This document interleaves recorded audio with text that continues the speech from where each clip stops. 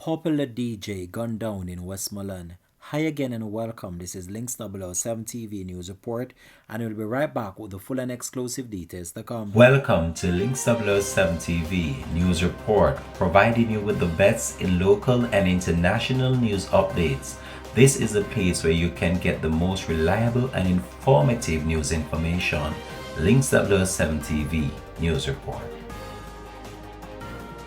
Welcome back and thanks for joining us. This is Links 007 TV News Report. A popular disc jockey was shot and killed at a party in Little London, Westmoreland on Wednesday night. He has been identified as 37-year-old Deveroy Bonds, otherwise called DJ Myrie of Mango Hall in the parish. Reports from the police are that Bonds was sitting inside a motor vehicle at a party when another vehicle drove up and men alighted, robbed the patrons and then opened gunfire. When the shooting subsided, Barnes was found suffering from what appears to be gunshot wounds. The police was summoned and the now deceased man taken to hospital, where he subsequently succumbed to his injuries while undergoing treatment. The police has so far launched an investigation.